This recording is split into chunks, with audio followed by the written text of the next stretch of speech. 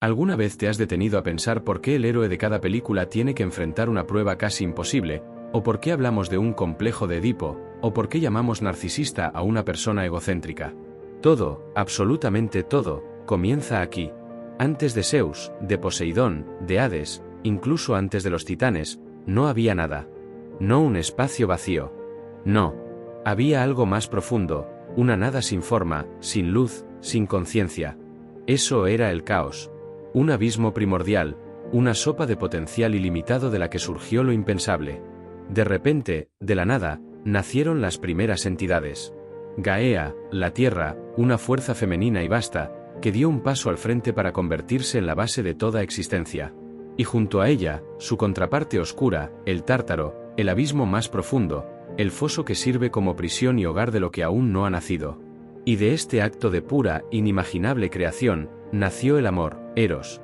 No el Eros del arco y la flecha, el de los bebés alados, sino la fuerza del deseo que une y crea.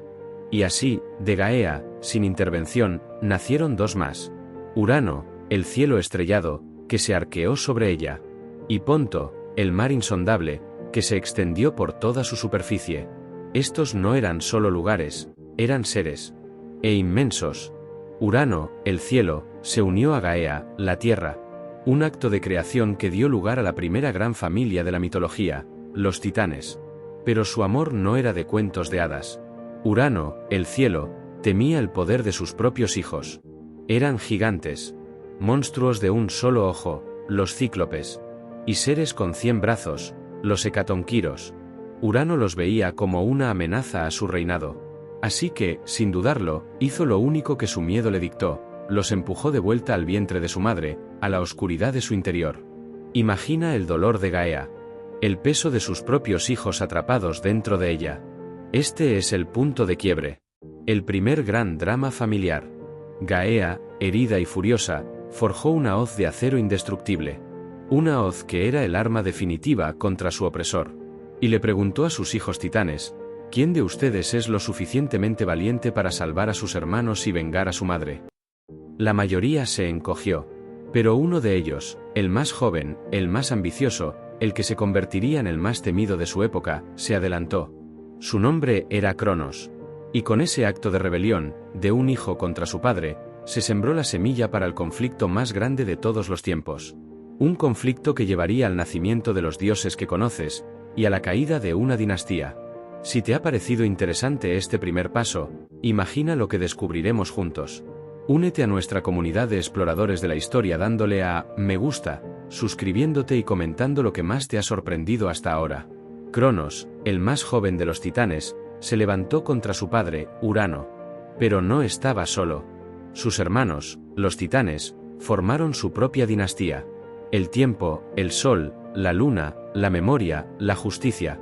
Todos ellos, nombres que no solo representan conceptos, sino poderes primigenios. Ellos fueron la primera élite divina. No eran solo los padres de los dioses del Olimpo, eran el fundamento de todo lo que vino después. Eran inmensos y poderosos. Una vez que Urano fue derrocado, Cronos se convirtió en el nuevo rey del universo. Pero hay un viejo dicho, el poder corrompe. Y el poder absoluto corrompe absolutamente. Al igual que su padre, Cronos, una vez que tomó el trono, se vio perseguido por la misma profecía que le llevó a la victoria. Un día, uno de sus propios hijos lo derrocaría. ¿Su solución? La más brutal y desesperada que se pueda imaginar. Cada vez que su esposa, Rea, daba a luz, él se tragaba al bebé. Un niño, otro, y otro, y otro. A Apolo, a Poseidón, a Hades. A todos. Uno por uno, los tragó enteros. Pero una madre solo puede soportar tanto dolor. Rea, al dar a luz a su sexto hijo, el que se convertiría en el más grande de todos, decidió que ya era suficiente. Buscó el consejo de sus padres, Gaea y Urano, y urdió un plan. En lugar de darle a Cronos al bebé, lo escondió en una cueva en la isla de Creta. Y en su lugar, envolvió una piedra en pañales. Y se la entregó a Cronos. Y él, sin dudarlo, se la tragó, creyendo que había consumido a su último hijo. Ese bebé, escondido, alimentado por una cabra y protegido por guerreros, creció para convertirse en Zeus. Pero la infancia de Zeus no fue fácil. No tenía un hogar, su padre era un monstruo, y sus hermanos estaban atrapados en el estómago de ese monstruo. Su vida fue un viaje en las sombras, creciendo en secreto, preparándose para el día en que pudiera regresar y reclamar su lugar. La venganza se estaba gestando. Un hijo, criado en las sombras, listo para enfrentar a su padre en un acto de justicia que sería tan épico como el derrocamiento original. El eco del pasado resonaba, un recordatorio de que el poder ganado a través de la traición está condenado a ser perdido de la misma manera. Zeus creció en la clandestinidad, su mente más aguda que la de su padre. Sabía que no podía enfrentar a Cronos directamente. Los titanes eran inmensos, el poder era suyo. Pero Zeus tenía una cosa a su favor: el engaño. Se disfrazó de copero, se infiltró en el palacio de su padre y le sirvió una bebida especial. No era vino, era un emético. Una poción mágica que Metis, la diosa de la sabiduría, le había dado. Cronos bebió sin dudarlo, y lo que pasó después fue tan impactante como lo que él mismo había hecho. Su estómago se revolvió, y uno por uno, vomitó a sus hijos, los hermanos de Zeus, en el orden inverso en que se los había tragado. Primero a la piedra, luego a los dioses adultos, a Poseidón, a Hades, a Hestia, a Deméter y a Hera. Imagina la escena.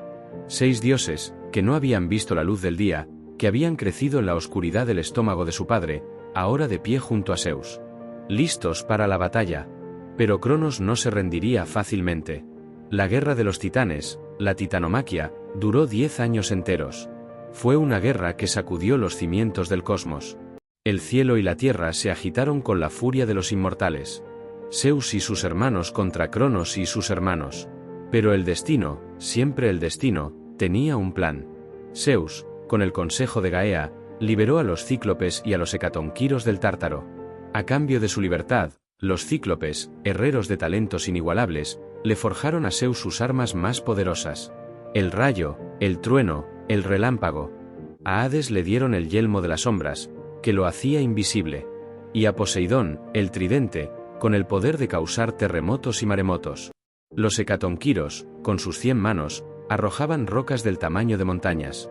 Con estas nuevas armas, y el poder de sus hermanos, Zeus y los olímpicos finalmente se levantaron y derrocaron a Cronos y a los titanes. El universo se dividió. Zeus tomó el cielo, Poseidón los mares, y Hades el inframundo. Los titanes que se aliaron con Cronos fueron encarcelados en las profundidades del Tártaro. Zeus no solo se convirtió en el rey del Olimpo, sino en el gobernante del nuevo panteón. Y con esta victoria, el destino se reafirmó. Las viejas leyendas se desvanecieron, y el poder de los nuevos dioses comenzó a crecer. Pero como verás, el legado de los titanes no se desvaneció por completo. Las semillas de su furia y sus defectos quedaron en sus descendientes. Con la guerra de los titanes terminada, un nuevo orden se estableció. Los dioses olímpicos, victoriosos, eligieron su hogar. No una cueva, no un palacio terrenal, sino una montaña. El monte Olimpo. Pero este no era un simple pico rocoso. Era un reino celestial, un palacio inmenso y glorioso que se alzaba sobre las nubes, oculto a la vista de los mortales. Un lugar de mármol pulido, adornado con oro y la ambrosía, el alimento de los dioses, y el néctar, la bebida de la inmortalidad. En este nuevo hogar, los dioses dividieron sus dominios. Zeus, como el líder de la rebelión y el más poderoso, se convirtió en el rey del cielo, de la ley y el orden. Poseidón recibió el mar y todas las criaturas que vivían en él. Y Hades, el sombrío, el que se había encariñado con su yelmo de las sombras, fue el encargado de gobernar el inframundo, el reino de las almas. Pero el Olimpo no era un lugar de paz y armonía. Si los titanes eran fuerza bruta y caos, los olímpicos eran pasión, drama y a menudo un terrible juicio. Cada dios tenía su propia personalidad. Y con sus dominios, también tenían sus responsabilidades, sus defectos y sus pasiones. Hera, la esposa de Zeus, se convirtió en la reina, pero su reinado estaba manchado por los celos y la ira. Atenea, la diosa de la sabiduría, era justa, pero también feroz en la batalla. Ares, el dios de la guerra, era violento y brutal. Y Afrodita, la diosa del amor, era una fuerza de la naturaleza que no podía ser controlada. En este nuevo reino, los dioses no solo gobernaban, también vivían. Amaban, odiaban, se traicionaban, se peleaban. Sus historias no solo eran de poder, sino de relaciones. Y de estas relaciones, surgieron los mitos que conoces. Los mitos sobre héroes, sobre monstruos, sobre la vida y la muerte. La verdadera esencia de la mitología griega, el drama humano, no reside en la inmensidad de los dioses, sino en sus imperfecciones. En un mundo donde el poder era infinito, los problemas eran sorprendentemente parecidos a los nuestros. Lo que hizo que estas historias perduraran, es que a pesar de que los protagonistas eran inmortales, sus dramas eran universalmente humanos. Y el más humano y problemático de todos, era su líder, Zeus. Zeus no era solo el rey del Olimpo, era un torbellino de contradicciones. El dios de la justicia, del orden y de los juramentos, pero al mismo tiempo el dios de la seducción, la infidelidad y el engaño. Se le conocía por sus infidelidades y sus transformaciones para conquistar a mortales y diosas por igual. Se convertía en un cisne para seducir a Leda, en un toro para raptar a Europa, en lluvia de oro para una princesa llamada Danae. Se dice que estas travesuras no eran solo capricho. Eran, en su mayoría, la forma en que el universo se conectaba con el mundo mortal, creando héroes, semidioses, y los fundadores de ciudades y dinastías enteras. Pero si las amantes de Zeus eran innumerables, su esposa era una sola, Hera, la reina del Olimpo. Y el matrimonio de Zeus y Hera no era una historia de amor, era un campo de batalla. Un ciclo interminable de infidelidad y venganza. Los hijos de Zeus con otras mujeres y diosas eran un recordatorio constante de su traición. Y Hera, consumida por los celos, se vengaba. No contra Zeus, que era intocable, sino contra las amantes y los hijos de estas. Hércules, uno de los hijos más famosos de Zeus, sufrió toda su vida por la ira de Hera. Fue una sombra constante, un recordatorio de que los pecados de un padre, incluso un dios, pueden caer sobre sus hijos. A pesar de todo su poder, Zeus era imperfecto, un ser impulsivo. Sus acciones no eran siempre racionales, y sus pasiones podían llevar a la devastación. En su mejor momento, era la personificación de la justicia. Castigaba a los impíos y protegía a los desvalidos. Pero en su peor momento, era un tirano, que usaba su poder para su propio beneficio. Las historias de Zeus no son solo sobre el poder y la lujuria. Son un reflejo de los líderes a lo largo de la historia. Hombres de gran poder con defectos aún mayores. Son una advertencia de que incluso la fuerza más grande puede ser superada por el ego, la pasión y la imprudencia. Pero para entender el drama de Zeus, hay que entender el dolor de la mujer que estaba a su lado, Hera. Hera era la reina de los dioses, la diosa del matrimonio y de las familias. Pero su propio matrimonio estaba lejos de ser perfecto. Su vida estaba marcada por las infidelidades de su marido, Zeus. Y su ira, a diferencia de la de él, no era un capricho. Era el resultado de un dolor constante, de la traición una y otra vez. Imagina ser la reina del universo, pero vivir con la constante humillación de que tu marido, el rey, no puede ser fiel. Y no puedes castigarlo a él, porque es intocable.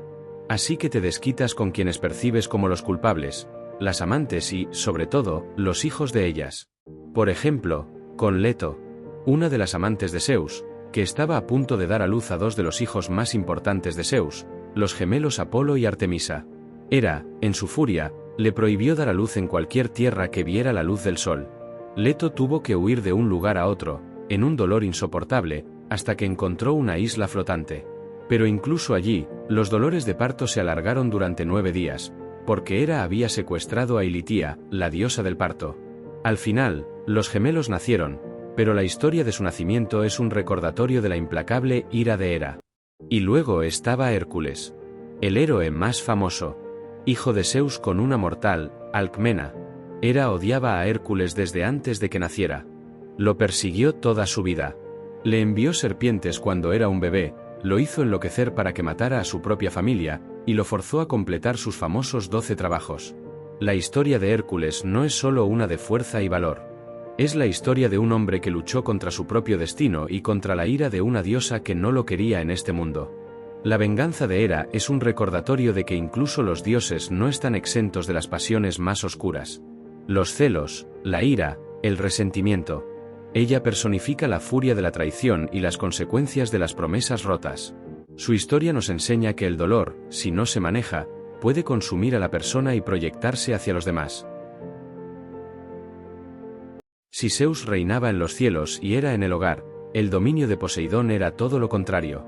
Él gobernaba lo impredecible, lo inestable y lo salvaje, el océano. Era un dios de contrastes.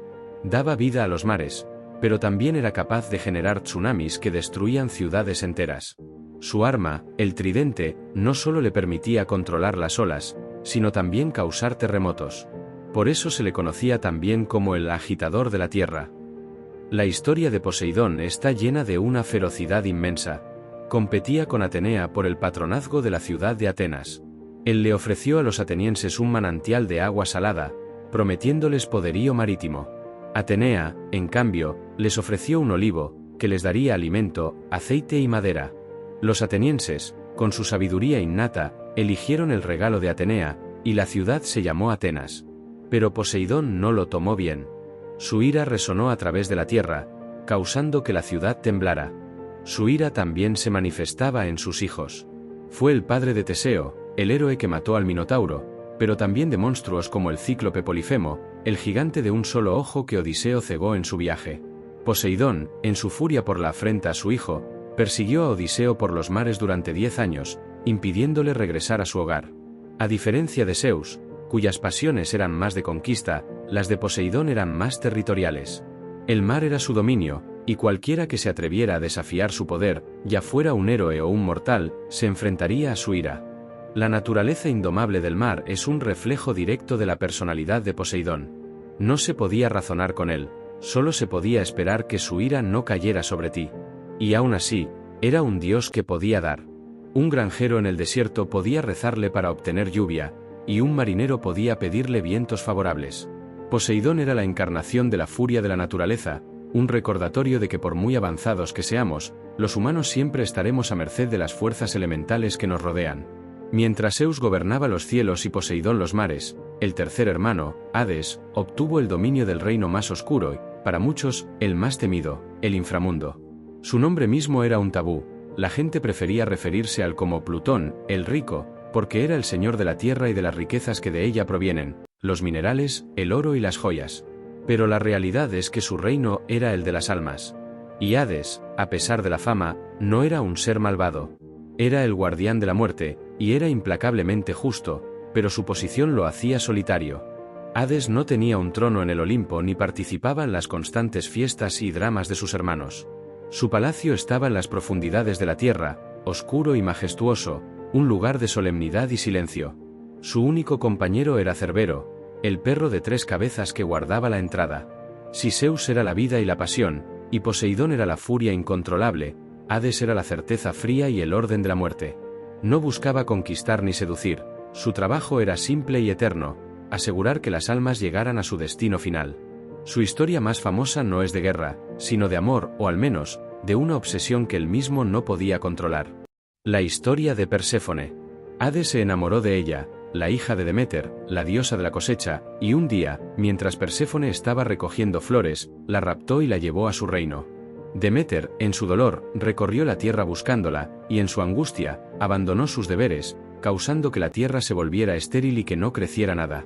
La hambruna se extendió entre los mortales y el caos se apoderó de la tierra.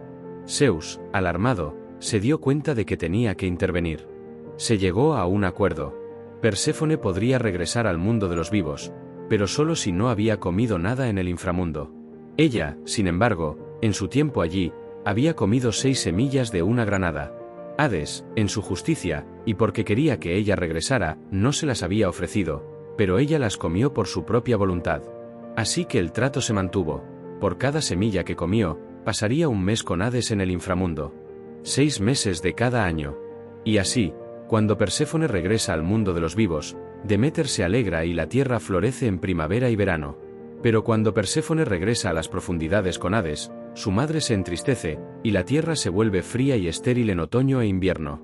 La historia de Hades no es la del villano cruel que muchos creen, sino la de un ser solitario que encontró el amor y no supo manejarlo de la manera correcta. Nos muestra que el amor y la pérdida son fuerzas tan poderosas que pueden cambiar el curso de las estaciones y recordarnos que el destino de los dioses, al igual que el nuestro, está entrelazado con la naturaleza y con las decisiones que tomamos. Atenea era única desde su concepción. No nació de una madre, sino de la cabeza de su padre, Zeus. Y su nacimiento no fue un acto de amor, sino de pura, brutal lógica.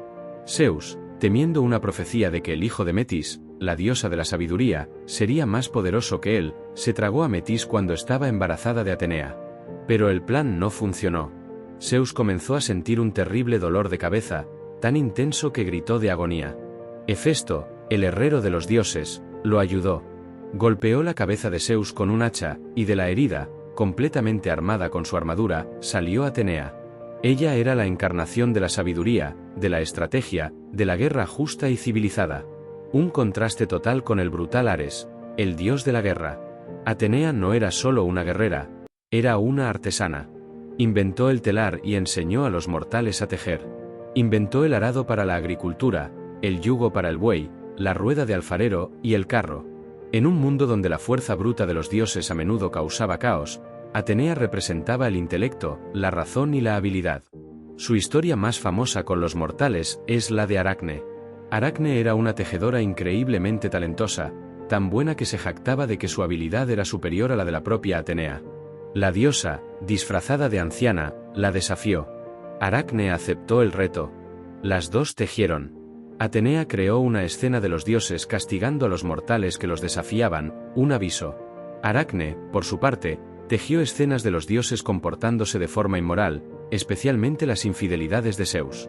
La habilidad de Aracne era innegable, pero su irreverencia enfureció tanto a Atenea que rompió el tapiz de Aracne y la golpeó.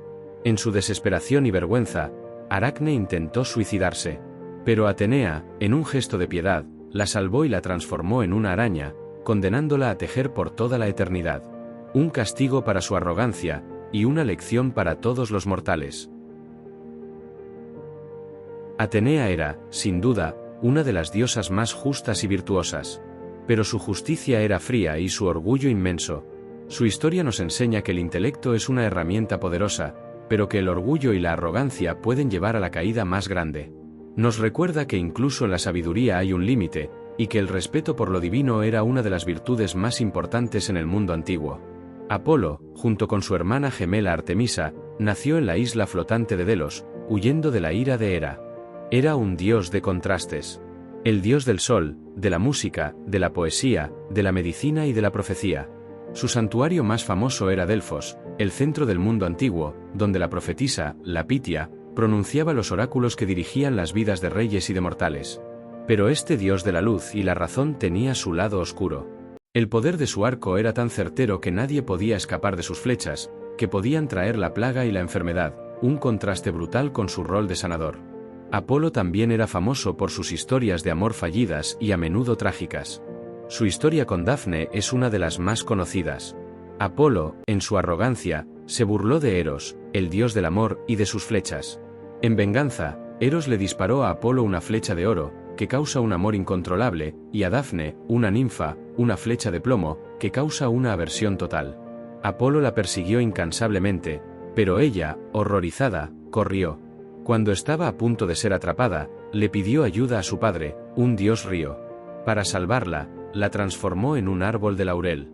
Apolo, con el corazón roto, hizo del laurel su árbol sagrado. En otra ocasión, con un mortal, Marsias, un sátiro que se jactaba de ser mejor músico que el propio Apolo, el dios lo retó a un concurso. El premio era que el vencedor podía hacer lo que quisiera con el perdedor. Apolo tocó una melodía tan hermosa que todos los jueces lo declararon ganador. Su castigo para Marsias fue terrible. Lo despellejó vivo. Una demostración brutal de lo que le pasaba a quienes desafiaban a un dios. Apolo, en su esplendor, representa la belleza del arte y la sabiduría, la luz de la razón y el orden. Pero sus historias nos advierten de la arrogancia y la ira que pueden acompañar al talento. Es el dios que nos enseña que el genio puede ser tan destructivo como creativo, y que incluso la luz más brillante puede proyectar una sombra muy larga. Artemisa, la hermana gemela de Apolo, era su perfecta contraparte. Mientras Apolo era el sol, ella era la luna. Mientras él era el dios de la civilización y el arte, ella era la diosa de la naturaleza salvaje, de la caza, de los animales salvajes y de los partos. Artemisa, al igual que Atenea y Hestia, era una de las diosas vírgenes del Olimpo.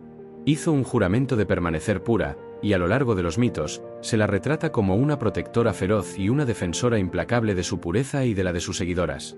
Su historia con Acteón es un claro ejemplo de su naturaleza. Acteón, un cazador mortal, se topó por accidente con Artemisa y sus ninfas mientras se bañaban. Vio a la diosa desnuda. Y ese fue su error. La castidad de Artemisa no era solo una virtud, era su esencia. Estaba furiosa. Pero en lugar de matarlo con sus flechas, su castigo fue más cruel. Lo transformó en un ciervo. Y al ser un ciervo, el destino de Acteón ya estaba sellado. Sus propios perros de caza, sin reconocer a su amo, lo persiguieron y lo destrozaron. El castigo de Artemisa no era impulsivo, era una lección brutal sobre la profanación y el respeto. Nos enseña que el mundo natural, salvaje y prístino, no debe ser violado.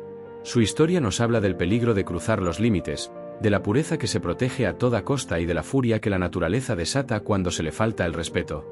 Artemisa no solo era la protectora de la pureza, sino también de los nacimientos, un rol que asumió después de ayudar a su madre, Leto, a dar a luz a su gemelo, Apolo. En un mundo donde el dolor del parto era algo común, ella era la diosa a la que se le rezaba para un alumbramiento seguro. Artemisa representa la fuerza femenina en su estado más indomable, salvaje e independiente. Ella es el eco del bosque, la flecha certera y la protección incondicional. Es una recordatoria de que la naturaleza tiene una belleza inmensa, pero también una furia que no debe ser subestimada. Afrodita, la diosa del amor, la belleza y el deseo, es una de las figuras más complejas y fascinantes de la mitología. Su nacimiento es legendario, pero hay dos versiones. La primera, la más antigua y brutal, es que nació de la espuma del mar después de que Cronos castrara a Urano y arrojara sus genitales al océano. De esa mezcla de sangre y espuma, emergió Afrodita. La segunda, la más popular, es que es hija de Zeus y la titánide Dione. Sea cual sea su origen, su poder era innegable. Podía hacer que dioses y mortales se enamoraran. Tenía la capacidad de manipular el deseo. Pero a pesar de su belleza, su historia no está exenta de drama. Los celos de las otras diosas y el temor a su poder la llevaron a casarse con el único dios que no era una amenaza para Zeus, Hefesto, el cojo y feo herrero de los dioses. Pero Afrodita no lo amaba. Su corazón y sus deseos pertenecían a Ares, el dios de la guerra. El romance de Afrodita y Ares era una mezcla de caos y pasión. Ella, la diosa del amor, y él, el dios de la guerra. Su unión representaba la atracción de los opuestos, la idea de que la pasión y la violencia están peligrosamente entrelazadas. De su amor prohibido nacieron Fobos y Deimos, el miedo y el terror. La historia más famosa de Afrodita es la que desencadenó la guerra de Troya. El mito del juicio de París. Eris, la diosa de la discordia, arrojó una manzana dorada con la inscripción para la más bella a una fiesta de dioses. 3 diosas reclamaron la manzana, Hera, Atenea y Afrodita. Para decidir, Zeus le pidió a París, un príncipe troyano, que fuera el juez. Hera le prometió poder político, Atenea le prometió sabiduría y victoria en la guerra, y Afrodita le prometió el amor de la mujer más bella del mundo, Helena de Esparta. París, como era de esperar, eligió el amor y la pasión. Y su elección, al llevar a Helena a Troya, desencadenó un conflicto de 10 años que costó innumerables vidas. Afrodita no era una villana, pero era la personificación de una fuerza que no puede ser controlada. Nos enseña que el amor no es solo un sentimiento de felicidad, también es una fuerza caótica que puede manipular, traicionar y destruir. El Olimpo era una casa llena de contrastes, y no hay mejor ejemplo que el matrimonio forzado de Hefesto y Afrodita. Hefesto, el dios herrero, era el único dios cojo, el resultado de que Hera lo arrojara del Olimpo al nacer. Cayó en la isla de Lemnos, donde las ninfas lo criaron. A pesar de su apariencia, era un genio artesano. Forjaba los rayos de Zeus, las armas de los dioses y las joyas más exquisitas para las diosas. Su fragua, escondida en el corazón de volcanes, era un lugar de increíble poder y creación. Era un ser pacífico, un artesano que encontraba su felicidad en la forja, un contraste total con el mundo caótico y lleno de traiciones del Olimpo. Y luego estaba Ares, su contraparte total. El dios de la guerra. Brutal, impulsivo y violento. Mientras que su hermana, Atenea, era la diosa de la estrategia y la guerra justa, Ares era la personificación de la carnicería, la sangre y el caos. Los griegos le temían más que lo veneraban. Era el guerrero que se regocijaba en la masacre, y era el amante de Afrodita, la esposa de su hermano. La historia del engaño de Afrodita y Ares es famosa. Helio, el dios del sol, que ve todo lo que pasa en el mundo, le contó a Hefesto sobre el romance. Enfurecido, Hefesto no gritó ni se peleó. En su lugar, usó su talento. Forjó una red invisible y de cadenas que nadie podía ver. La colocó en la cama de Afrodita y Ares, y cuando los amantes se reunieron, la red se cerró a su alrededor, atrapándolos. Hefesto luego llamó a todos los dioses del Olimpo para que vieran la humillación de los dos amantes. Se burlaron, se rieron, pero la lección estaba clara. La fuerza bruta de Ares y la belleza de Afrodita eran impotentes frente a la inteligencia, la paciencia y la habilidad del herrero cojo. La historia de Hefesto y Ares nos enseña que el poder no siempre reside en la fuerza o la belleza. El ingenio, la habilidad y el talento a menudo pueden prevalecer sobre la violencia y la pasión desenfrenada. En la bulliciosa corte del Olimpo, donde el drama y el conflicto eran la norma, había dos deidades que representaban fuerzas más sutiles, pero igualmente vitales. Por un lado, Hermes, el dios mensajero, y por el otro, Hestia, la diosa del hogar. Hermes, el hijo de Zeus y la ninfa Maya, era el dios más rápido del panteón. Con sus sandalias aladas, podía viajar entre los reinos de los dioses, los mortales y el inframundo con una velocidad asombrosa. Pero su rol era mucho más que simplemente llevar mensajes. Hermes era el patrón de los viajeros, los comerciantes, los atletas e incluso los ladrones. Su astucia y picardía se manifestaban desde su nacimiento. Se dice que en el día que nació, ya había inventado la lira al matar una tortuga y usar su caparazón como la caja de resonancia. Y ese mismo día, robó el rebaño de ganado sagrado de su hermano, Apolo. Cuando Apolo, furioso, lo confrontó, Hermes, con una sonrisa, le regaló la lira. Apolo, fascinado por el instrumento, perdonó a su hermano en un instante. Hermes era el dios de la transición, el que conectaba los mundos. Era el que guiaba las almas de los muertos al inframundo, el que llevaba los sueños a los mortales, y el que mediaba entre los dioses en sus constantes disputas. Su dualidad, como dios de los ladrones y protector del comercio, refleja la naturaleza de la comunicación. Puede ser usada para el engaño o para el intercambio honesto. Era el más cercano a los mortales, a menudo ayudando a héroes en sus viajes, como a Perseo y Odiseo. Sus historias son de ingenio y rapidez, un contraste con la fuerza bruta de sus parientes. Y luego estaba Hestia, la hermana mayor de Zeus, la diosa más discreta del panteón. Ella no tenía un asiento fijo en el Olimpo. Su lugar era el hogar, el fuego sagrado en el centro de cada casa y de cada ciudad. Hestia juró mantenerse virgen, y no participaba en las intrigas y batallas de sus hermanos y hermanas. A menudo, se la representaba simplemente por la llama que custodiaba. Ella era la esencia del hogar, de la seguridad y de la calidez que une a la familia. Se le hacía una ofrenda en cada comida, no en un altar majestuoso, sino en la chimenea de la propia casa. Era la diosa que representaba el corazón de la sociedad, la estabilidad y la unidad. Hermes y Hestia son dos extremos. Uno, la comunicación y el movimiento constante, la otra, la quietud y la estabilidad del hogar. Uno, el puente entre los mundos, el otro, el ancla.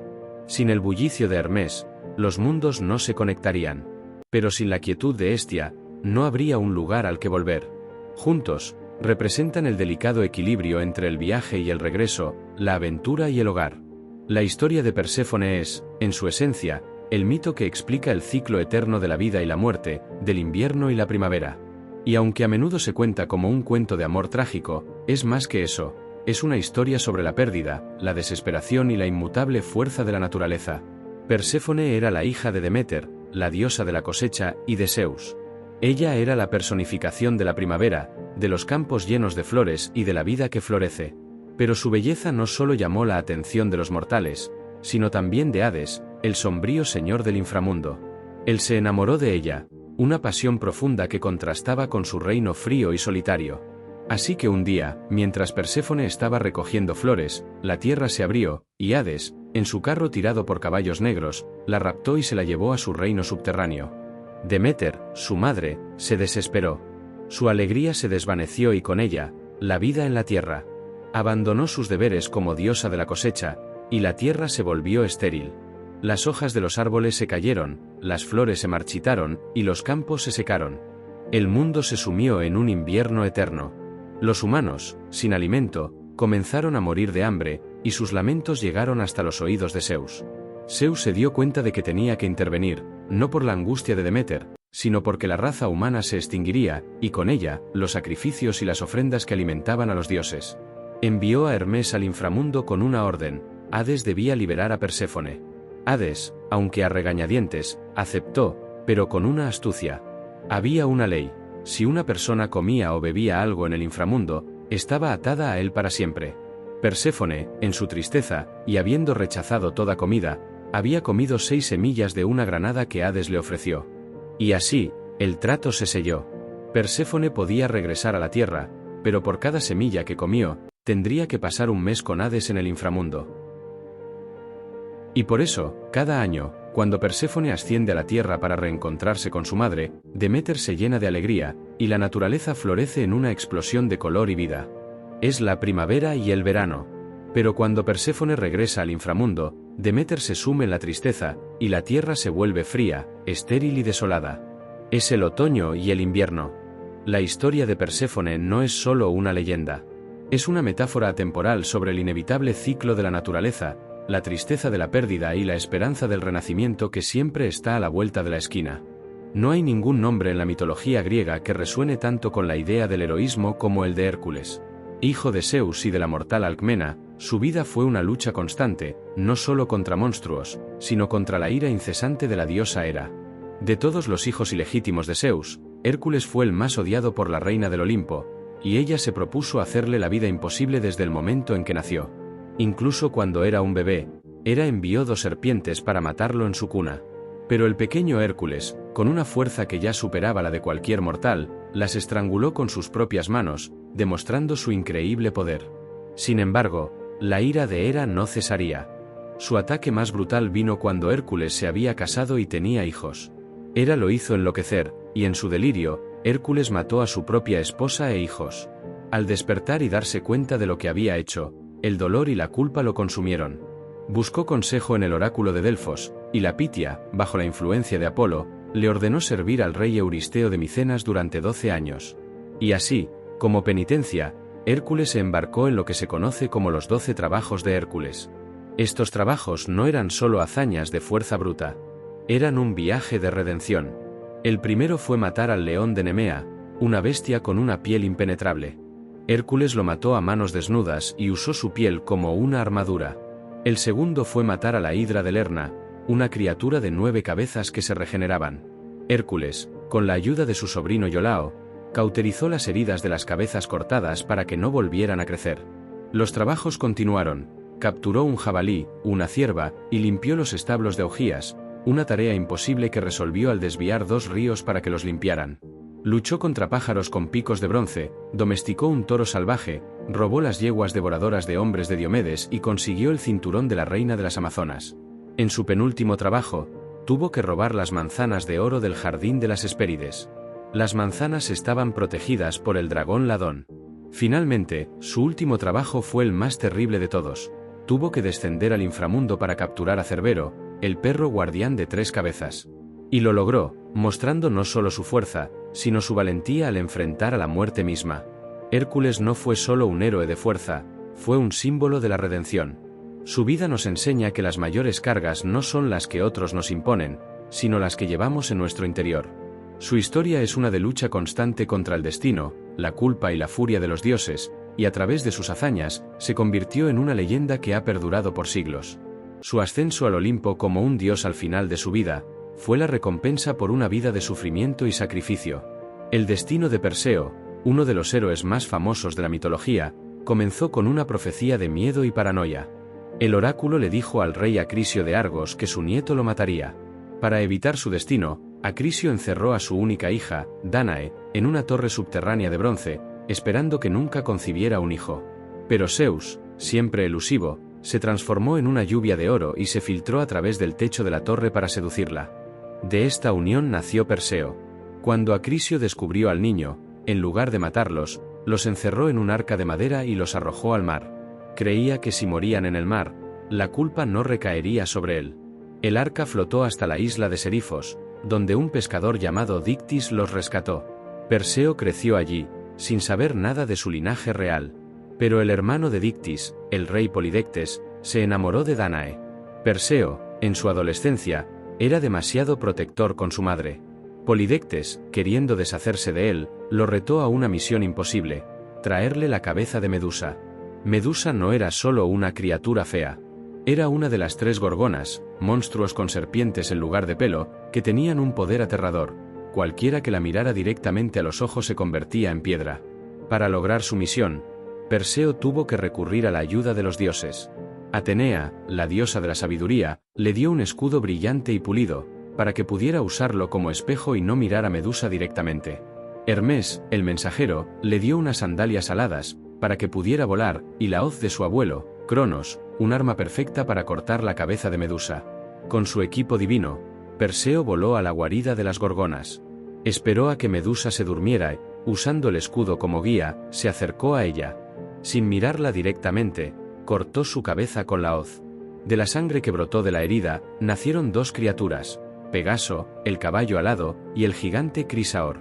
Perseo no solo usó la cabeza de Medusa para salvar a su madre del rey Polidectes, sino que también la usó para salvar a la princesa Andrómeda, que estaba encadenada a una roca como sacrificio a un monstruo marino.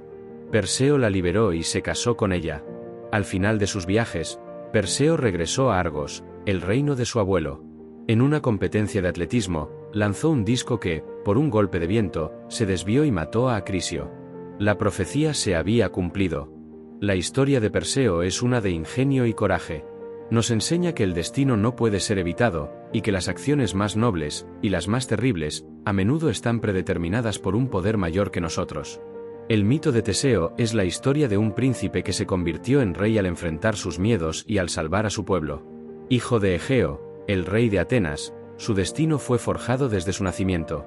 Egeo, al no tener un heredero, fue a consultar a la Pitia en Delfos, quien le dio una profecía tan críptica que solo podía ser entendida por el rey de un país lejano. A su regreso, se detuvo en la corte del rey Piteo, quien comprendió el oráculo y le permitió que sedujera a su hija, Etra. Egeo la dejó embarazada y se marchó, pero dejó su espada y sus sandalias bajo una roca, diciéndole que cuando su hijo fuera lo suficientemente fuerte como para mover la roca, se las llevara para que lo reconociera. Teseo creció y se convirtió en un joven fuerte y valiente. Movió la roca, tomó la espada y las sandalias, y se embarcó en un viaje a Atenas. Pero en lugar de ir por mar, tomó el camino por tierra, un camino plagado de peligrosos bandidos y monstruos. A cada paso, Teseo se enfrentó a un desafío. Mató a un ladrón que golpeaba a los viajeros con un garrote de bronce, y a otro que estiraba y mutilaba a sus víctimas. Y al final, a un posadero llamado Procrustes, que ajustaba a sus huéspedes al tamaño de su cama, ya fuera cortándoles las piernas o estirándolos. Teseo, con su fuerza e ingenio, mató a todos los monstruos que se interpusieron en su camino. Su mayor desafío, sin embargo, lo esperaba en Creta. Atenas estaba sometida a un terrible tributo. Cada 9 años, tenían que enviar a 7 jóvenes y 7 doncellas a Creta, para ser sacrificados al Minotauro, una bestia con el cuerpo de un hombre y la cabeza de un toro, que vivía en un laberinto.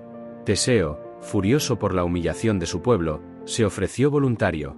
Una vez en Creta, la princesa Ariadna, la hija del rey Minos, se enamoró perdidamente de Teseo.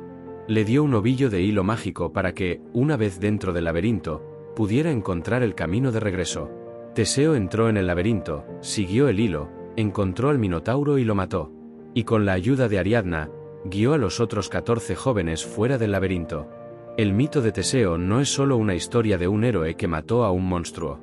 Es una de las más grandes alegorías de la mitología griega. El laberinto es una metáfora de los desafíos de la vida, de las encrucijadas y de los caminos equivocados. El hilo de Ariadna es una metáfora de la esperanza, de la guía y del amor que nos permite encontrar la salida. Y el Minotauro es el símbolo de nuestros propios miedos, las bestias internas que nos impiden avanzar. La historia de Jasón y los argonautas es el arquetipo de la búsqueda épica, una historia de un equipo de héroes que se embarcaron en un viaje imposible por una recompensa inimaginable. Jasón, un príncipe exiliado, creció en las montañas, y un día, al regresar a su ciudad para reclamar su trono, lo encontró ocupado por su tío, el rey Pelias. Pelias, temiendo una profecía de un hombre con una sola sandalia, le prometió el trono a Jasón si lograba una hazaña imposible, recuperar el vellocino de oro. El vellocino era la piel dorada de un carnero mágico, una reliquia legendaria que se encontraba en el lejano reino de Cólquida, al final del Mar Negro, y estaba protegido por un dragón que nunca dormía. Jasón, con la ayuda de la diosa Hera, convocó a los más grandes héroes de su tiempo para que se unieran a su expedición. Hércules, Orfeo, Cástor y Pólux, Atalanta, y muchos otros, formaron la tripulación del barco, el Argo. Y así, nacieron los argonautas. El viaje fue una odisea llena de desafíos. Se enfrentaron a las arpies, criaturas aladas y monstruosas. Tuvieron que pasar entre las rocas implegades, que se chocaban entre sí para aplastar a los barcos que intentaban pasar. Y se encontraron con las sirenas, criaturas con voces tan hermosas que hipnotizaban a los marineros, pero los mataban en el proceso. La música de Orfeo fue lo suficientemente poderosa como para contrarrestar la de las sirenas, salvando a la tripulación. Finalmente, llegaron a Cólquida. Pero el rey, Eetes, no tenía la intención de entregar el vellocino. Le impuso a Jasón 3 tareas imposibles. Tenía que arar un campo con bueyes que escupían fuego, sembrar dientes de dragón que se convertirían en guerreros, y derrotarlos. Y por último, tenía que enfrentar al dragón que protegía el vellocino. Jasón, con la ayuda de la princesa Medea, la hija del rey, que se había enamorado de él, logró cumplir las tareas. Medea, una poderosa hechicera, le dio un ungüento mágico que lo protegía del fuego de los bueyes, y un consejo para derrotar a los guerreros. Y para el dragón, le dio una poción que lo adormeció, permitiendo que Jasón tomara el vellocino. Pero la historia no termina con una victoria. Jasón traicionó a Medea, y ella, en un acto de venganza terrible, mató a los hijos que habían tenido juntos y huyó. La vida de Jasón terminó de forma trágica y solitaria. El mito de Jasón y los argonautas no es solo una historia de aventura. Es una advertencia sobre la ambición, la traición y las consecuencias de las promesas rotas. Nos enseña que el mayor tesoro a menudo no es el objeto de la búsqueda, sino el viaje en sí mismo, y las lecciones que se aprenden a lo largo del camino. La historia de Odiseo, el rey de Ítaca, es la más grande epopeya de la mitología griega, un viaje de 10 años lleno de peligros, de dioses caprichosos y de monstruos legendarios. A diferencia de otros héroes que dependían de su fuerza, Odiseo era un hombre de ingenio. Fue él quien concibió la idea del caballo de Troya, la estratagema que finalmente le dio la victoria a los griegos en la guerra. Pero al terminar la guerra, su viaje a casa se convirtió en una odisea de 10 años. Y en su viaje, no solo luchó contra monstruos, sino contra el destino. Odiseo y su tripulación, llenos de arrogancia por su victoria, enfurecieron a los dioses, y el dios del mar, Poseidón, se propuso hacerles la vida imposible. El primer gran desafío fue el cíclope Polifemo, el hijo de Poseidón. Odiseo y su tripulación quedaron atrapados en su cueva, y el cíclope se comió a algunos de sus hombres. Pero Odiseo, con su ingenio, ideó un plan. Le dio al cíclope vino para emborracharlo, y le dijo que su nombre era Nadie. Cuando el cíclope se durmió, Odiseo y sus hombres le clavaron una estaca en el ojo. Cuando los otros cíclopes vinieron a ayudar, Polifemo gritó, «Nadie me está matando», y lo dejaron solo. Odiseo y su tripulación siguieron adelante, y se encontraron con la hechicera Circe, que convirtió a sus hombres en cerdos. Pero Odiseo, con la ayuda de Hermes, resistió su magia y la obligó a liberar a sus hombres. Y luego viajó al inframundo, donde consultó al profeta Tiresias, quien le dijo que solo podría regresar a casa si no tocaban las vacas sagradas de Helios. El viaje continuó, y Odiseo tuvo que enfrentarse a las seductoras sirenas, a los monstruos Caribdis y Escila, y a la ira de Poseidón en cada paso. Y aunque su tripulación se perdió, y su barco se hundió, Odiseo, con su astucia, siempre sobrevivió. Finalmente, después de 20 años de ausencia, llegó a su hogar. Pero su reino había cambiado. Su palacio estaba invadido por 100 pretendientes que querían casarse con su esposa, Penélope, y apoderarse de su trono. Penélope, en su lealtad, los había rechazado a todos. Odiseo, disfrazado de mendigo, regresó a su palacio, y con la ayuda de su hijo, Telémaco, y de su fiel sirviente, mató a todos los pretendientes en una masacre brutal y sangrienta. Su viaje había terminado. La historia de Odiseo es una de las más grandes lecciones sobre la perseverancia. Nos enseña que la fuerza no está solo en los músculos, sino en la mente. Su viaje es una metáfora de la vida, llena de desafíos, de pruebas, y de la búsqueda interminable de un hogar. Aunque la guerra de Troya no es un mito que involucra directamente a los dioses en el campo de batalla, su origen y su curso están intrínsecamente ligados a sus pasiones e intervenciones. Todo comenzó con una boda. Los dioses se habían reunido para la boda de Peleo y Tetis, pero Eris, la diosa de la discordia, que no había sido invitada, arrojó una manzana de oro con la inscripción para la más bella. Hera, Atenea y Afrodita reclamaron la manzana, y el príncipe troyano París fue elegido como juez. Su decisión de otorgar la manzana a Afrodita, a cambio del amor de la mujer más hermosa del mundo, Helena de Esparta, fue el catalizador que encendió la guerra. La traición de Paris, al llevarse a Helena, la esposa del rey Menelao de Esparta, provocó la ira de todos los reyes griegos. Así, se unieron bajo el liderazgo de Agamenón y se embarcaron en 1000 barcos con destino a Troya. La guerra duró 10 años, y fue un enfrentamiento épico entre dos lados. Por un lado, los griegos, con guerreros como el invulnerable Aquiles y el astuto Odiseo. Por el otro, los troyanos, con el noble príncipe Héctor y el propio Paris. Los dioses, en el Olimpo, no se mantuvieron neutrales. Se dividieron en dos bandos. Hera, Atenea y Poseidón apoyaron a los griegos, mientras que Afrodita, Ares y Apolo apoyaron a los troyanos. Sus intervenciones, a menudo invisibles, cambiaban el curso de la batalla, ayudando o estorbando a los guerreros. La guerra fue un punto de inflexión. Aquiles, el guerrero más grande, se retiró de la batalla por un conflicto de honor, y solo regresó cuando su mejor amigo, Patroclo, fue asesinado. La muerte de Héctor a manos de Aquiles, y la muerte del propio Aquiles, por una flecha en su talón, fue una muestra de que incluso los más grandes héroes podían ser vulnerables. Pero al final, la guerra no se ganó con fuerza, sino con astucia. Después de 10 años de asedio, los griegos, desmoralizados, se retiraron, dejando un regalo, un inmenso caballo de madera. Los troyanos, creyendo que era una ofrenda para los dioses, lo llevaron a su ciudad. Pero el caballo estaba hueco, y dentro de él, se escondía el astuto Odiseo y sus mejores guerreros. Por la noche, salieron del caballo, abrieron las puertas de la ciudad a sus compatriotas y saquearon Troya. La caída de Troya no fue solo la destrucción de una ciudad, fue el fin de una era. Fue el fin de la guerra heroica, y la victoria de la inteligencia sobre la fuerza bruta. Fue una lección de que la arrogancia, el engaño y las promesas de los dioses pueden llevar a la destrucción más grande. El panteón griego no solo se limitaba a los 12 grandes olímpicos. Su influencia se extendía hasta la tierra, y a menudo, los dioses tenían hijos con mortales. Estos semidioses eran seres únicos, con una fuerza y habilidades superiores a las de los humanos, pero sin la inmortalidad de sus padres. Su existencia estaba llena de gloria, pero también de una tragedia inherente. Estaban atrapados entre dos mundos, y a menudo, tenían que enfrentarse a los monstruos, a los peligros y a los celos de sus propios padres. Hércules, como ya vimos, es el ejemplo más famoso. Su fuerza era divina, pero su sufrimiento era puramente humano. La ira de Hera lo persiguió toda su vida, y sus trabajos son un reflejo de su lucha por redimirse y encontrar un lugar en el mundo. Pero no era el único. Perseo, el hijo de Zeus y Dánae, tuvo que enfrentarse a su destino.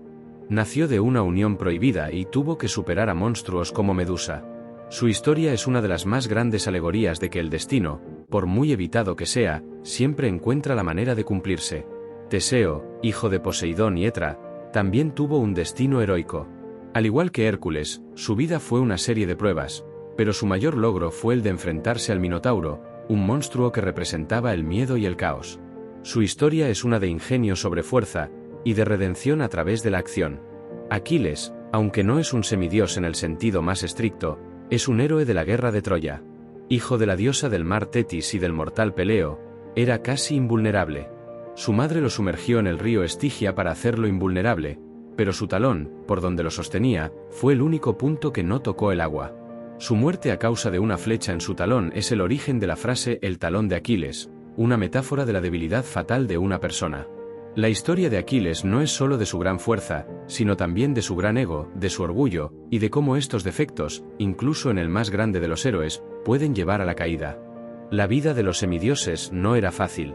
Estaban marcados por la fama, la fortuna, pero también por la soledad. Eran los instrumentos de los dioses, y a menudo, sus vidas eran un reflejo de las pasiones y los conflictos del Olimpo. Pero a pesar de todo, sus historias nos inspiran, nos demuestran que, a pesar de las adversidades, la valentía y el ingenio pueden prevalecer. Mientras los dioses residían en el monte Olimpo y los héroes viajaban por la tierra, había un mundo entero de seres divinos que vivían en las sombras de los bosques y las profundidades del mar.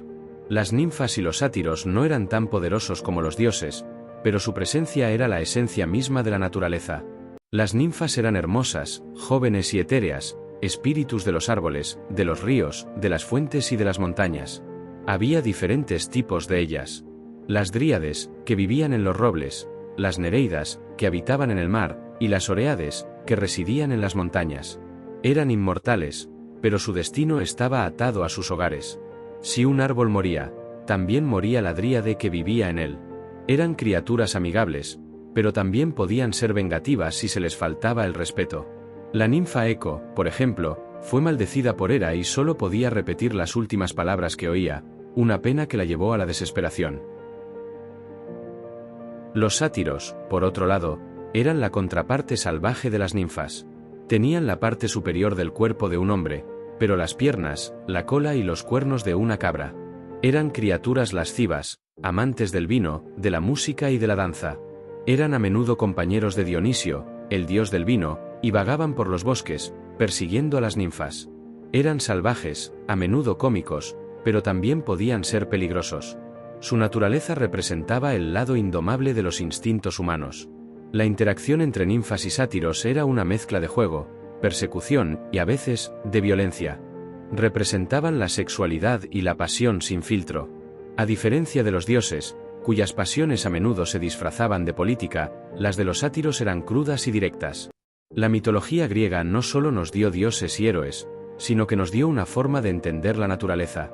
Cada arroyo, cada árbol, cada montaña tenía un espíritu, un dios o una diosa. Las ninfas y los sátiros eran la personificación de estas fuerzas, un recordatorio de que la naturaleza no es un objeto, sino un ser vivo con una personalidad propia. Si los dioses del Olimpo tenían el poder sobre los cielos, la tierra y el mar, había un poder aún mayor que ellos, un poder que ni siquiera Zeus podía desafiar. Eran las Moiras, o como a menudo se las conoce, las Parcas, 3 hermanas sombrías, que representaban el destino inexorable de todos los seres, tanto mortales como inmortales. Sus nombres eran Cloto, Láquesis y Atropos. Cloto, la hiladora, era la más joven. Ella era la que hilaba el hilo de la vida, el momento en que una persona nacía y empezaba a vivir. Láquesis, la asignadora, era la del medio. Su trabajo era medir el hilo, asignar la duración de la vida de una persona, el destino que tendría. Y Atropos, la inevitabilidad, era la más vieja y la más temida. Ella era la que cortaba el hilo. Y una vez que lo cortaba, nadie, ni siquiera un dios, podía volver a unirlo. Las Moiras no eran diosas que se pudiera sobornar o de las que se pudiera obtener un favor. Su voluntad era la ley. Eran la personificación de la inevitabilidad, la certeza de que todo lo que nace debe morir, y que el destino de una persona está predeterminado, sin importar lo que haga. Incluso los dioses del Olimpo temían a las Moiras. La profecía de Zeus de que su hijo con Metis sería más poderoso que él, era el conocimiento de su propio destino. En la guerra de Troya, cuando Zeus quiso salvar a su hijo Sarpedón de la muerte, la Moira le recordó que no podía desafiar su destino.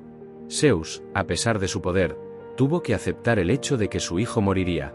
La historia de las Moiras es la prueba de que, incluso en el mundo de los inmortales, hay un poder superior.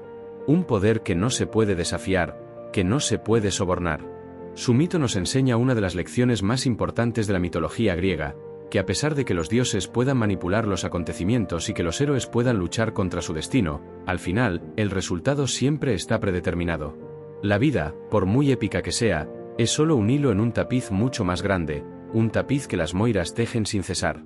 Más allá de los dioses y los héroes, el mundo de la mitología griega estaba poblado por un vasto y fascinante bestiario de criaturas, cada una con un propósito y un significado. Estos monstruos no solo eran obstáculos a vencer, sino que representaban los miedos más profundos de la humanidad, el caos, lo desconocido y la furia incontrolable de la naturaleza. El Minotauro, la bestia con cabeza de toro y cuerpo de hombre, no era solo una criatura, era un símbolo del instinto animal que vive en el corazón de los laberintos. Su existencia en Creta, en un laberinto diseñado por Dédalo, era un recordatorio de que la naturaleza salvaje podía estar oculta incluso en los reinos más civilizados. Su mito es una metáfora de la bestia interior que Teseo, el héroe, tuvo que matar para salvar a su gente. La hidra de Lerna, una serpiente de agua con múltiples cabezas que se regeneraban, era una personificación del mal que se multiplica. Por cada cabeza que se le cortaba, crecían 2 más. Solo con la ayuda de su sobrino Iolao, quien cauterizó las heridas con fuego, Hércules pudo derrotar a la criatura. Este monstruo era una lección sobre la perseverancia y sobre la necesidad de no solo cortar el mal de raíz, sino también de evitar que se regenere. Las sirenas, con sus cuerpos de mujer y de pájaro, No eran monstruos de fuerza, sino de engaño. Sus voces eran tan hermosas que hipnotizaban a los marineros y los llevaban a su muerte en las rocas. Representaban la tentación, el peligro de la belleza superficial, y la necesidad de la disciplina y el ingenio, como demostró Odiseo, al taparse los oídos con cera para no oír su canto. El Cerbero, el perro guardián de 3 cabezas del inframundo, era el guardián de la muerte.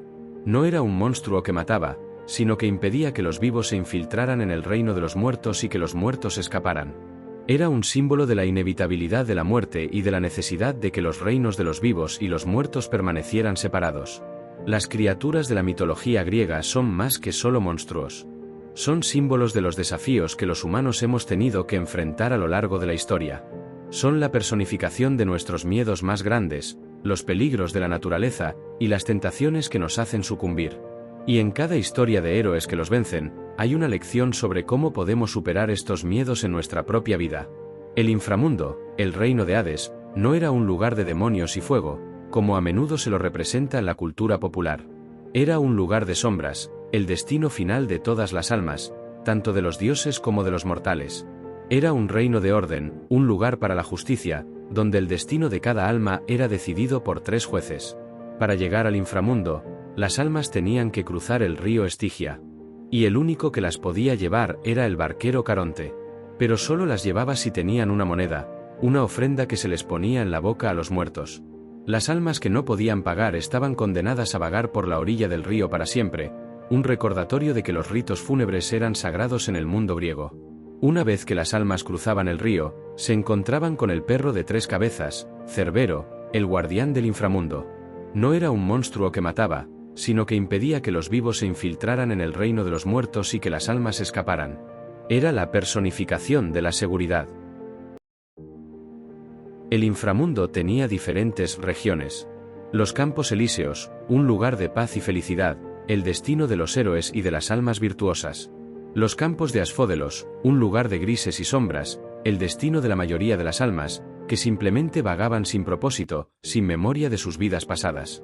Y el Tártaro, un foso oscuro y profundo, el destino de las almas que habían cometido crímenes terribles, y donde los dioses castigaban a los inmortales que se habían opuesto a ellos.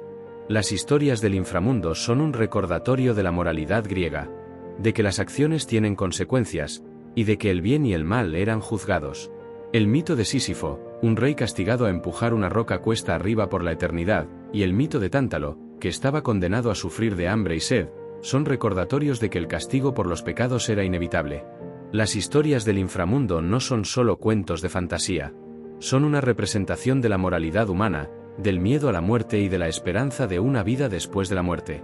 Nos enseñan que el destino, por muy evitado que sea, siempre encuentra la manera de cumplirse. Hemos viajado desde el caos primordial hasta el sombrío inframundo. Hemos visto a dioses con pasiones humanas y a héroes con defectos divinos. Pero la pregunta es, ¿por qué estas historias, de un mundo tan antiguo, siguen siendo relevantes hoy en día? La respuesta es que la mitología griega no se quedó en el pasado. Se ha filtrado en el ADN de nuestra cultura, nuestro arte, nuestro lenguaje y nuestra psicología. Piensa en los nombres. La palabra Atlante, que se refiere a un mapa, proviene del titán Atlas, que sostenía el mundo. La palabra caos viene de la nada primordial. Narcisista viene del mito de Narciso, un joven que se enamoró de su propio reflejo. Eco viene de la ninfa a la que se le prohibió hablar. Odisea es sinónimo de un viaje largo y difícil. Los mitos griegos no solo nos dieron palabras, sino también conceptos. Los héroes de hoy, desde los de las películas de superhéroes hasta los de las historias de fantasía, siguen el arquetipo del viaje del héroe que vimos en las historias de Hércules, Perseo y Teseo. La idea de un joven con un linaje misterioso que debe enfrentarse a desafíos imposibles para encontrar su lugar en el mundo, es una historia que resuena en casi todas las culturas. El drama y la tragedia de los dioses siguen siendo los mismos. El amor y la guerra de Afrodita y Ares, el engaño y los celos de Zeus y Hera, son los mismos dramas que vemos en las series de televisión, en el teatro y en el arte. No han cambiado. La naturaleza humana, con sus pasiones, sus defectos y sus virtudes, es la misma que la de los dioses. La mitología griega nos enseña que las mayores verdades de la vida no son las de la fuerza, sino las del corazón humano. Nos enseña que la ambición puede llevar a la caída, que el amor puede ser tan destructivo como creativo, y que la sabiduría es la mayor virtud. Estas historias, por muy antiguas que sean, siguen siendo un espejo para nosotros. Reflejan nuestros miedos, nuestros deseos y nuestra lucha por encontrar un significado en el caos. Y nos recuerdan que, al final, el destino de los dioses, al igual que el nuestro, está entrelazado con la naturaleza, con las decisiones que tomamos y con las consecuencias que éstas traen. Hemos llegado al final de nuestro viaje. Hemos navegado por el caos primordial y nos hemos adentrado en los reinos celestiales y terrenales de los dioses. Hemos visto a héroes luchar contra monstruos y contra su propio destino, y hemos comprendido que, al final, los mitos no son solo historias antiguas. Son una parte fundamental de lo que somos. La mitología griega nos dio la plantilla para la narrativa humana. Nos enseñó la importancia del viaje, de la búsqueda y de la redención. Nos dio los arquetipos de los héroes y de los villanos, de la belleza y de la fealdad, de la justicia y de la injusticia. Las historias de Zeus nos enseñaron que incluso el poder absoluto tiene sus límites. Las de Hera, que el dolor de la traición puede ser más poderoso que la ira. Las de Atenea, que la sabiduría y la estrategia pueden prevalecer sobre la fuerza bruta. Y las de los héroes, desde el invulnerable Aquiles hasta el astuto Odiseo, nos enseñaron que el mayor desafío no es el monstruo que se encuentra fuera, sino la bestia que vive dentro. Nos enseñaron que la fuerza puede ser superada por el ingenio, y que el destino, por muy predeterminado que sea, siempre se puede enfrentar. En el mundo moderno, podríamos pensar que hemos superado a los dioses, que la ciencia ha reemplazado a la mitología. Pero la verdad es que los mitos no han desaparecido. Simplemente han cambiado de forma. Los héroes de las películas de hoy son versiones modernas de Hércules. Los dramas familiares que vemos en las series de televisión son los mismos que los de Zeus y Hera. La búsqueda del significado, del amor, de la guerra, de la vida y de la muerte, es una odisea que sigue siendo la misma.